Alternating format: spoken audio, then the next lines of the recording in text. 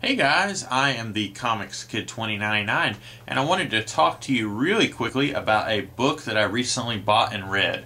Superman, Unconventional Warfare.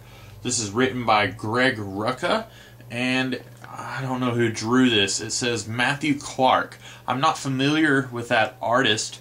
The art is not like this on the cover. What you see here is not what you get.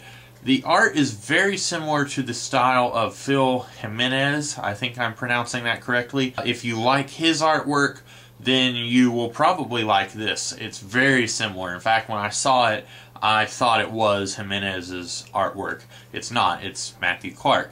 I am not a huge Superman reader. I have significantly less Superman books than I do, say, Batman or X-Men, but I have many more Superman books than, say, Spider-Man or the Hulk. I like Superman well enough, I like the character well enough, but usually I have a bit of trouble getting into the stories of Superman. I made a video about that some time back, and I don't have a problem reading stories, but usually in the stories I will find several factors that will keep me from really getting into it. I will say, you know what, I really liked this aspect of the story, but this I feel like they got completely wrong, and I feel like it's just very antithetical to who and what Superman is. And this problem, I guess you could say, has recently been somewhat lifted. After I went to see the Man of Steel movie, I found that I was in a mood to read more Superman and kind of get immersed in that aspect of the DC universe. So recently I have been reading more Superman books, buying more of them when I see them, and this one I bought fairly recently, and I read it, and I enjoyed it.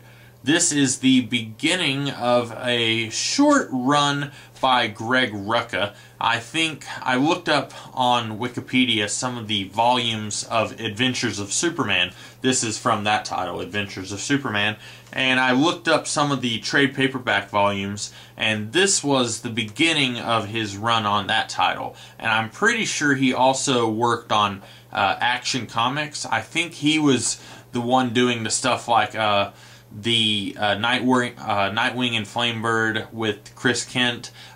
So right around a few years after this. This was, I think, 2004. So around 2006, 2007, he was writing another Superman title. So Greg Rucka is no stranger to the Superman books. This was the beginning of a short run on Adventures of Superman. I think his run on that title lasted about 4 volumes. So if you are wanting to go back and read this run, and based on what I've read here, I would recommend that you do that. It's only 4-ish volumes. I know he did this one. There was one called That Healing Touch, and then there was one called Ruin Revealed. I believe he wrote that, because Ruin, that's him on the cover, the guy who looks like Darth Maul. And I'm only assuming that Greg Rucka wrote the volume titled Ruin Revealed, because I believe he created this character, or he created this aspect of this character, because we don't know who it is, and I know who it is, but it's a character he did not create. I'll just say that much. What's going on in this book? Well, this is coming right off the events of a storyline called Godfall, which crossed over all 4 of these Superman books, and what happened there was Superman was away from Metropolis, and he was in the shrunken bottle city of Kandor, and basically he was just gone from Metropolis, and everyone in town is like, where's Superman? Where is our savior? And when he comes back from Metropolis, of course that was written by Joe Kelly or Joe Casey. Unfortunately, I get those gentlemen confused. After he comes back, that was written by a different guy, and Greg Rucka is saying when Clark comes back, he doesn't have the same job that he had when he left. Before he left, he was basically just a reporter. He worked at the Daily Planet building. In this book, we get a new aspect of Clark's career. He is working at the Metropolis police station. He's basically doing the crime beat for the Daily Planet. and a few other reporters are there. They work for different newspapers, so you've got someone working for the Daily Star or the Daily Globe or whatever. And this, I've got to admit, this is kind of an interesting development as far as kind of modifying the Superman status quo. A lot of people, when they think of Superman, they instantly think, okay, he's working in the Daily Planet, there's the gruff but lovable Perry White, there's Lois, either he's in a relationship with her or he is not, and they are kind of sort of rivals, sort of competing for stories, but also kind of friendly with each other. And then you've got Jimmy Olsen, he's kind of the golly gee Willikers, he's working there. And this has some of that. You've still got a little bit of Perry and a little bit of Jimmy. You've got quite a bit more Lois because they're married at this point. But this adds a new dynamic. Clark is still writing stories for the Daily Planet, but he is not part of the family anymore, if that makes sense. He's kind of been sent off, not really exiled, although that's kind of what it is. He is working with a different group of people. He's kind of doing stuff that he's not really familiar with. And one of his, I don't want to say co-workers, but it's a girl who works for another newspaper.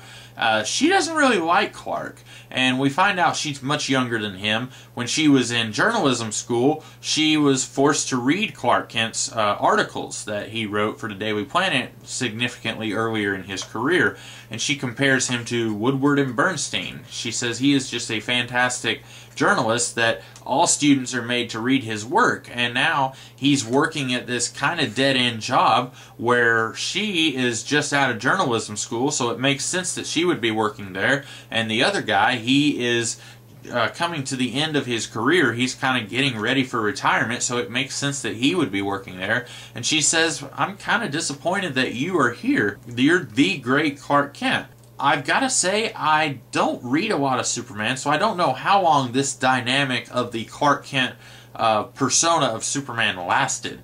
But I really wish that this could have been a thing that could have been explored a great deal, because it's there a little bit in the background, but for the most part, this book is focusing on the Superman aspect, and it's Superman versus this bad guy, Ruin. There is another dynamic to the Superman status quo that is added here. I don't know a whole lot about Superman, so I don't know where Maggie Sawyer was at this point, but as I've always understood it, Maggie Sawyer and Dan Turpin were both the police characters who, if there's a crime going on that Superman is about to come in and stop, those two are usually the ones who are there trying to stop it when Superman comes in and saves the day.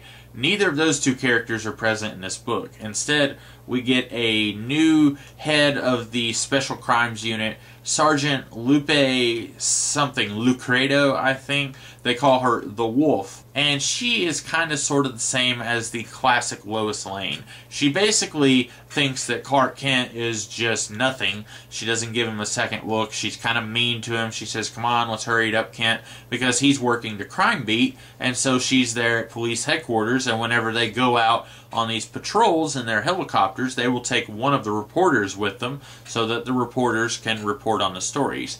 She basically doesn't care about Clark, but as soon as she sees Superman, she is like, oh yes, I want me a piece of that. There's kind of a funny scene later where Superman is talking to her, and she's very much coming on to him saying, hey, I want you. And he's like, no thanks. And of course, Superman can't say, I'm in a relationship, I'm married. He's got to keep those identities separate.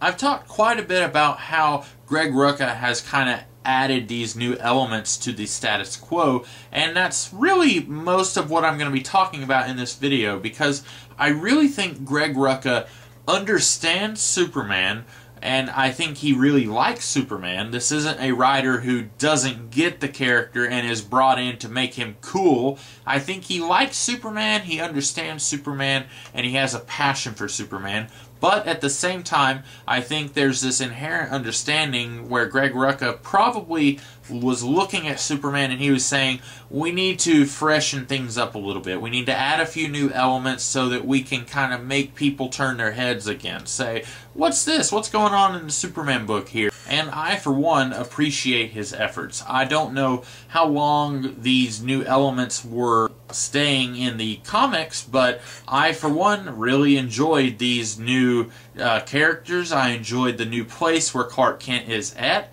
and I am definitely going to pick up the next volume in this Adventures of Superman run. That Healing Touch is what it is. If you are in a position where I usually am, where I don't really read a whole lot of Superman, and you're curious, what should I read? Where should I start? Maybe you've heard a lot of people say that you should read Birthright, you should read All-Star Superman, or John Byrne's Man of Steel. Maybe you've read all of those and you're curious, where should I go next? I am going to say that you should pick up Conventional Warfare.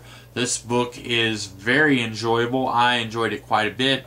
I think Greg Rucka really has a handle on the character, and I kind of am really looking forward to reading not only all of his Adventures of Superman run, but once I finish that, I'm curious to see what he was doing after Infinite Crisis with Nightwing and Flamebird and the war on New Krypton, all of that stuff. I'm pretty sure he was writing a whole lot of that. I'm curious. I definitely would say my interest has been piqued, and I hope you guys enjoyed this video. I know I didn't really review a whole lot of it. This is really more me bringing this book to your attention if you haven't heard of it, and if you are curious just a little bit, I would say go ahead and pick this up. So I hope that this video was to your liking, and if it was, I hope you will like, share, comment, and subscribe. And I will see you guys probably tomorrow with another kind of video.